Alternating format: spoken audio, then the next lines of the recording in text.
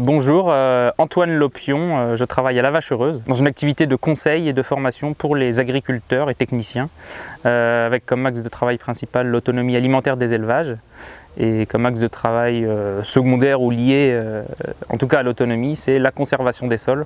La Vache Heureuse, donc c'est une structure de conseil, une société privée. Nous sommes basés en Normandie, dans l'Orne.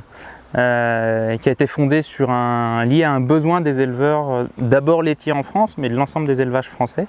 Il est très simple, c'est aujourd'hui, dans une alimentation animale, on achète beaucoup de protéines qui viennent de l'extérieur, du tourteau de soja d'Amérique du Sud pour ne pas le citer, mais c'est pas le seul. Et ça représente des coûts alimentaires très élevés pour les agricultrices ou agriculteurs pour alimenter l'élevage et produire, que ce soit de la viande, du lait, des œufs pour la volaille. Et donc le travail, il est de supprimer ces achats d'aliments et d'être 100% autonome sur les fermes en alimentation, donc en protéines, en énergie, en fourrage forcément, en stock. Essayer de supprimer les énergies fossiles utilisées dans les fermes. Et là on parle aussi bien de supprimer ou en tout cas de les réduire, de les optimiser.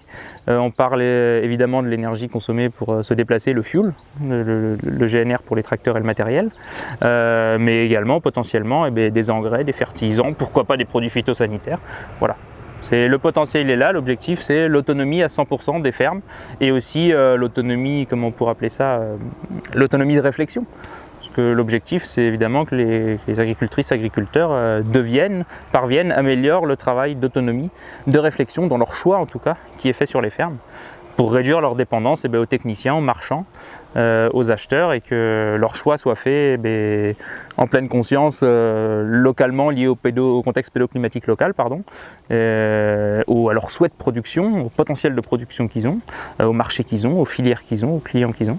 Et ça se fait donc sous forme de conseils et de suivi technique individuel, ou alors sous forme de conseils et de suivi technique en groupe, de l'animation de groupe, de la formation de groupe, sur des thématiques précises, sur des thématiques générales, du suivi annuel, du suivi plurisannuel, voilà.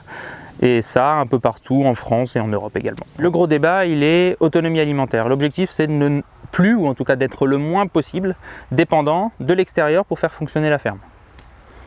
La première raison à ça, c'est quand il y a un achat à faire, ça coûte très cher. Donc si on est capable de remplacer cet achat par de l'autoproduction, quelle qu'elle soit et quel que soit le besoin de la ferme, fatalement, on est bien plus efficient économiquement. Donc le premier débat, il est économique, toujours.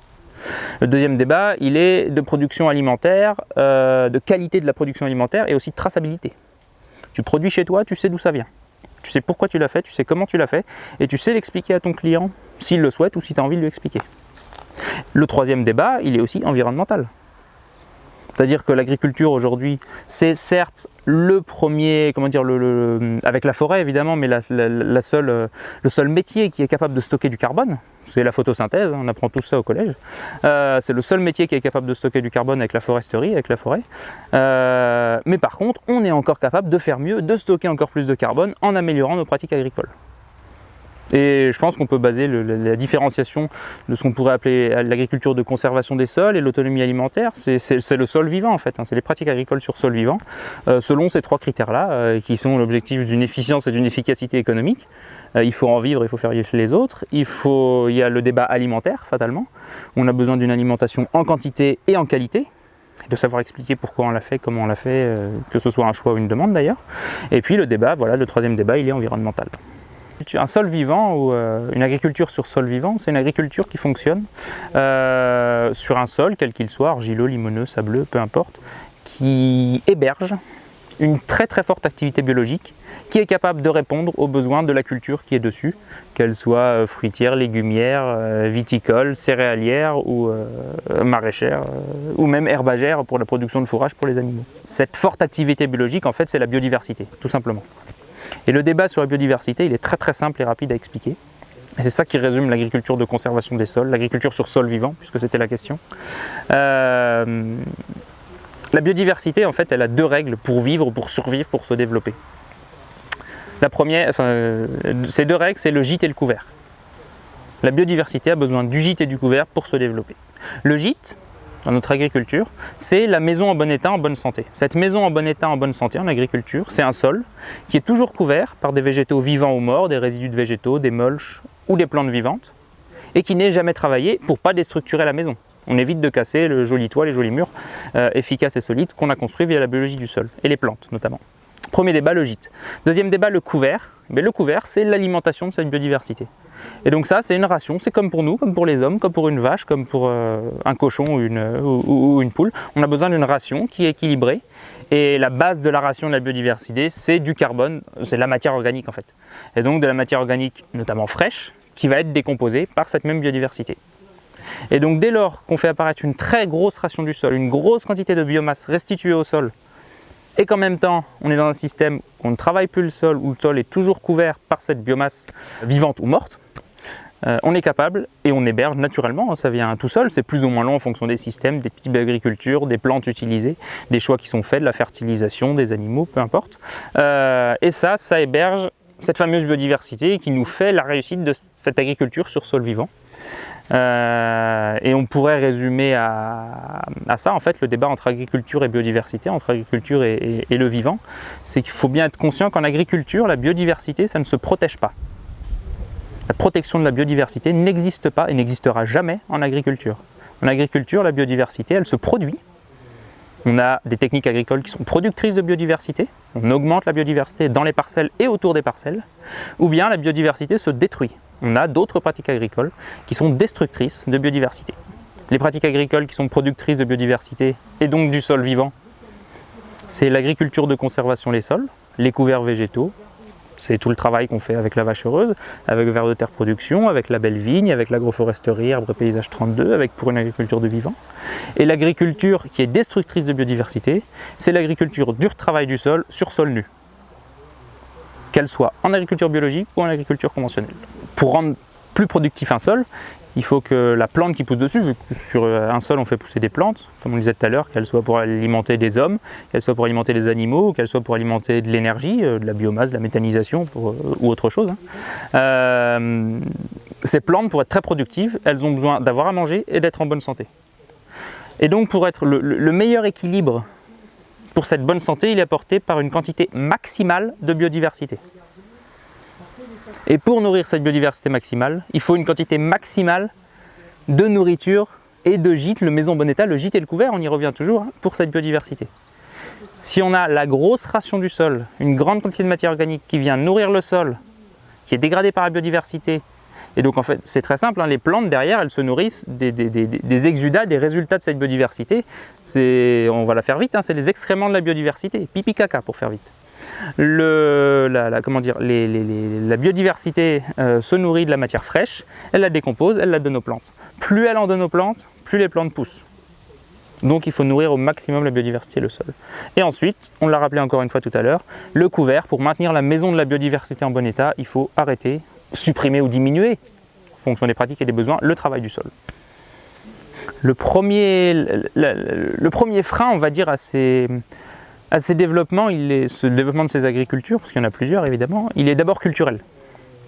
C'est-à-dire qu'on n'a pas l'habitude de faire ça, on ne l'a jamais fait. Quand on est agricultrice ou agriculteur, qu'on est sur sa ferme, qu'on veut changer de pratique, qu'on veut améliorer ses pratiques, on est tout seul. On est décrié par ses voisins, sa famille, tout le monde, tous ceux qui ont, toutes les personnes et l'environnement, les structures paragricoles qui peuvent graviter parfois autour de nous, c'est pas toujours le cas. Il y a des fois au contraire, elles permettent de progresser, d'aller plus vite, mais parfois et encore trop souvent, elles sont plutôt dégradantes face à ces pratiques. Le premier débat il est culturel, c'est-à-dire on veut bouger, on veut changer, on veut innover, on est tout seul. Et faire quelque chose tout seul, c'est toujours plus difficile, plus compliqué que de le faire à plusieurs. En tout cas, on va moins vite. On a une pression sociétale qui est très lourde. Premier débat culturel. Deuxième débat technique. Il y a des agricultrices et agriculteurs en France et dans le monde d'ailleurs, et techniciens et techniciennes et scientifiques et chercheurs, qui ont une masse d'informations considérable, qui ont 30 ans, 40 ans de recul sur ces pratiques agricoles. Le problème, c'est la diffusion de ces pratiques. Ça se fait pas assez vite, pas assez bien, il faut aller les chercher. Voilà, c'est pas toujours accessible. C'est l'objectif de ce qu'on est en train de faire, c'est rendre accessible tout ça. À Paysage in Marcillac notamment. Ce qu'on fait à la Vache Heureuse, ce que font d'autres structures. Ça, c'est les deux premiers débats. C'est d'abord culturel et technique. Et puis après, il est clair que le troisième débat, il faut que ça marche. Il faut qu'il y ait du résultat, il est économique. On n'a pas le droit de se tromper dans une ferme. N'importe qui en France et ailleurs connaît les difficultés, notamment économiques, que connaissent les agriculteurs. On ne peut pas se permettre de se louper. Donc il y a une obligation de résultat qui est primordiale dans le changement de pratique. Et donc ça dépend tout simplement des choix qui sont faits, des bons choix qui doivent être faits sur les fermes et de la vitesse de changement. Et à la vache heureuse, donc l'accompagnement, on le disait tout à l'heure, il est proposé d'abord de manière individuelle, puisque le contact, la plupart du temps, par les exploitants agricoles, il est individuel. On y répond de deux manières. C'est un gros travail d'échange technique avec la personne, qui souvent se fait d'abord au téléphone ou par mail ou par SMS, en 3 étapes souvent. D'abord, la ferme, c'est quoi ? État des lieux de la ferme. Quelle est la ferme? Qu'est-ce qui se passe sur la ferme? Comment elle fonctionne aujourd'hui? Quels sont les outils disponibles, les moyens disponibles, les personnes disponibles, le nombre d'animaux, les hectares, voilà la surface de ce qu'on y fait. Deuxièmement, quels sont le projet, les objectifs de la personne? C'est quand même ça la priorité. Il a un projet, il a des objectifs, on doit travailler là-dessus. Ça, c'est le fil rouge du travail d'accompagnement qui est mené par la vache heureuse. Son projet, ses objectifs. On part toujours de ses besoins, de ses envies, qu'on fait évoluer aux besoins, mais on part de ça. Et ensuite, la troisième étape, c'est un travail de co-construction technique qui est fait de plusieurs manières, soit en travail à distance. Nous, à la vache heureuse, c'est un abonnement, une adhésion à la vache heureuse qu'on a appelé LVH Connect. Donc les éleveurs ou agriculteurs céréaliers, par exemple, parce qu'il n'y a pas que des éleveurs à la vache heureuse, ont accès à l'ensemble de l'équipe LVH pour de l'accompagnement à distance, distanciel, en ligne, par mail, par téléphone.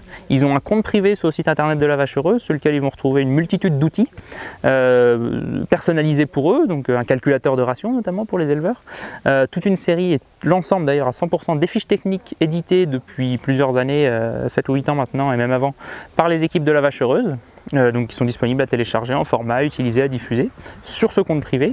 Ils vont y retrouver également tous les comptes rendus des formations auxquelles ils ont participé, ils vont y retrouver les diaporamas de formation, ils vont y retrouver des vidéos qui sont faites par Vers de Terre Production par exemple, ou par l'équipe de la vache heureuse.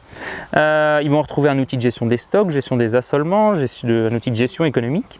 Et on a aussi un gros travail d'échange et de diffusion d'informations qui est fait avec eux et pour eux, via notamment une newsletter, via notamment des groupes d'échange techniques entre eux, donc qui sont par Facebook ou par WhatsApp, par des applications diverses. Objectif, échange maximum. Ça c'est pour tout le travail qui est fait à distance. Ensuite, à leur demande, encore une fois à la carte, c'est ce qu'on disait tout à l'heure, on peut leur proposer une journée ou plusieurs journées ou une demi-journée, un accompagnement sur leur ferme, où là on intervient, une personne de l'équipe de la vache heureuse intervient chez eux pour faire tout ce travail de co-construction technique avec eux et pour eux. Donc aussi bien les besoins d'abord, le nombre d'animaux, les animaux qu'il y a sur la ferme, puis les stocks, les rations, les stocks, les assolements, les itinéraires techniques, éventuellement de la gestion, on travaille la compta s'il y a besoin, éventuellement des choix de marché et de filières qui peuvent être faits, de commercialisation, voilà. C'est un travail technique global, on parle de l'ensemble du système à chaque fois. C'est impossible de travailler sur un point précis, on sait bien que si on fait bouger un point précis, si tu ne fais pas bouger celui qui est en face, ça ne marche pas. Et troisième débat, tout ce travail d'accompagnement, on parlait d'individuel, il peut aussi être fait en groupe, via des formations de groupe pour les agriculteurs ou via aussi des formations, un suivi de groupe où on les retrouve en formation, un groupe géographique souvent fatalement, plusieurs fois par an. On se retrouve et puis on évoque des thématiques bien précises, on prend une ferme différente à chaque fois, on va sur une ferme différente à chaque fois et l'objectif de tout ça, c'est de se dire on y va, on progresse ensemble, on échange. Le groupe est souvent très hétérogène, il y en a des très bons, très en avance sur ces pratiques, des qui commencent seulement, parfois même qui n'ont même pas commencé, qui se posent seulement les questions pour évoluer et donc on progresse tous ensemble sur ces pratiques avec un seul objectif, le résultat économique, social, environnemental. On va prendre l'exemple d'une ferme laitière par exemple qui est en très grosse difficulté économique, vu que malheureusement c'est le cas aujourd'hui en France.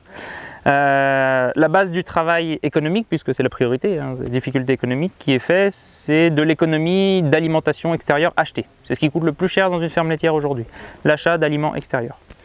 Pour réduire ces achats, fatalement, il faut produire cette protéine, vu que c'est souvent des achats de protéines sur la ferme. Cette production de protéines, elle passe en majorité par des fourrages verts, de l'herbe, de la luzerne, des métailles, des légumineuses, des graminées, peu importe, des fourrages verts riches en protéines qu'on va récolter aussi bien en foin, ça peut être aussi de la pâture, ça peut être des ensilages, ça peut être des enrubanages, peu importe finalement. Oui, il y en a qui seront mieux que d'autres, mais peu importe, il y a un moment, il y a une ferme, il y a des outils disponibles et il y a des besoins qui sont souvent urgents, très urgents. Et fatalement, le temps de refaire ces stocks, de reconstruire le stock en protéines de la ferme pour être autonome à 100% sur 12 mois et plus, vu qu'il faut toujours avoir une marge de sécurité, il se passe de toute façon entre le moment où on plante et le moment où on sème, on va consommer entre 6 mois et 1 an. On ajoute à ça la consommation des stocks qui étaient déjà existants, on ajoute à ça le temps de travail, de réflexion, parce que C'est inexistant et c'est souvent très risqué de se dire j'appelle quelqu'un, l'équipe de la vache heureuse par exemple, il vient chez moi, il me prescrit quelque chose, j'aime pas ce terme mais il me prescrit quelque chose et je le fais tout de suite, ça doit marcher à 100%. C'est très risqué, toutes les fermes sont différentes, on y va, on a un savoir-faire local qui est présent, qu'on doit apprendre, qu'on doit utiliser, qu'on doit valoriser. Le résumé de tout ça, c'est qu'une transition les plus rapides qui peuvent être faites, on joue sur 1 an et demi, 2 ans. En 1 an et demi, 2 ans, il est possible de sauver une ferme laitière qui est au bord du dépôt de bilan, sans aucun doute partout en France, quelle que soit sa situation et sa taille. Les conditions, c'est, il y a des grands principes, il y a des priorités, c'est l'autonomie en protéines, c'est le stock de fourrage vert riche en protéines, c'est la conservation des sols, c'est la fertilité des sols. Et ensuite, ça c'est les besoins de résultats, et ensuite pour faire ça, il y a des outils qui sont différents sur les fermes, il y a des personnes qui sont différentes sur les fermes, il y a des animaux qui sont différents sur les fermes, il y a des terres qui sont différentes sur les fermes, il y a une météo qui est différente sur les fermes, elle est pas mal aujourd'hui dans le Gers. Donc voilà, et donc ça va plus ou moins vite. Mais on va dire qu'en 2 ans c'est possible à condition de respecter toutes les règles. Et sinon on pourrait dire qu'en 5 ans c'est largement atteignable. Et je dis bien partout en France. Il est certain qu'une ferme de 200 vaches laitières qui a 100 hectares ne sera jamais à 100% autonome. Par contre, on peut changer les processus de production de la ferme, les cultures produites, et au lieu de produire par exemple du maïs en silage et d'acheter à côté un concentré en protéines, on peut produire un fourrage vert riche en protéines, du métail, de la luzerne, de l'herbe, peu importe, ça dépend de la ferme, de l'agriculteur, de la région. Un fourrage vert riche en protéines et acheter de l'énergie, une céréale, de la betterave fourragère. Pourquoi? Parce que ça coûtera beaucoup moins cher. On ne sera toujours pas autonome sur la ferme, par contre on divisera par 2 les coûts alimentaires sans baisser le niveau de production de la ferme et même en augmentant le niveau de santé des animaux, à tous les coups. Je le vois et on le voit à peu près tous, en tout cas ici à Paysagine Marciac, très bien j'ai envie de dire, à la seule et unique condition que tout le monde, agriculteurs, techniciens, techniciennes, politiques évidemment, scientifiques, choisissent à peu près les mêmes axes de bataille et surtout les axes de bataille intelligents et utiles dont on a besoin. Premier débat, dans nos écosystèmes agricoles, on les connaît à peu près tous, on a des spécialistes de tout en France et dans le monde. Des spécialistes de la terre, des spécialistes de la vache, des spécialistes du matériel, de la fertilisation, des produits phytosanitaires, du bâtiment, même de l'alimentation, de la nutrition, de la génétique, de tout ce qu'on veut. On a des spécialistes partout. Maintenant, ce qu'il faut comprendre, c'est les interactions entre ces différents constituants de l'écosystème. Premier débat, première focale, on doit tous aller là-dessus. Ensuite, il y a évidemment des choix techniques qui doivent être faits, des choix d'accompagnement, des choix politiques. En ce moment, on parle de réorganisation de la PAC, il y a un vrai choix qui va être fait. Le premier débat, c'est remonter l'agriculture française et sauver les fermes en difficulté, parce qu'on en est là aujourd'hui. On n'est pas sur progresser, on est sur une majorité des fermes, c'est sauver les fermes en difficulté, premier débat. Les agriculteurs, ils veulent tous y aller, il n'y a pas de problème. Plus ou moins vite, plus ou moins lentement, oui, il y a des questions de génération, oui, il y a des questions de politique, de syndicats, d'éthique, peu importe. Mais on a tous besoin, ils souhaitent tous sauver les fermes, c'est même pas un débat, quelle que soit la production qui est faite aujourd'hui chez eux. Donc voilà, ça c'est les priorités. Et donc ça doit être axé sur tous les sujets qu'on évoque en ce moment, ces fameux sujets agroécologiques, la conservation des sols, la fertilité des sols, avec une règle principale, un sol il doit être toujours couvert, il doit être jamais ou peu, ou moins en tout cas, travaillé. Et une vache, elle doit être nourrie avec une alimentation autonome, locale, produite sur la ferme, par des pratiques agroécologiques sur sol vivant. Donc le potentiel et l'avenir, il est là, il est exceptionnel et il y a quasiment que des solutions. Quel est le premier conseil? Le premier conseil, ce serait d'aller voir, d'aller échanger, de se former, de passer un coup de fil, à la vache heureuse évidemment, de regarder, il y a de l'information disponible énormément sur internet, sur les vidéos de vers de terre production, quasi tout est disponible, et ensuite de nous passer un coup de fil ou en même temps pour tout ce qui est accompagnement technique, formation, suivi. Et si en plus il est capable de faire ça avec plusieurs personnes, avec un groupe, de s'entourer d'autres collègues agriculteurs, techniciens, fournisseurs de matériel, d'agroéquipement, de fertilisants, tant mieux. Entourez-vous, mettez-vous à plusieurs, c'est la force du collectif qui va demain faire la réussite de notre agriculture.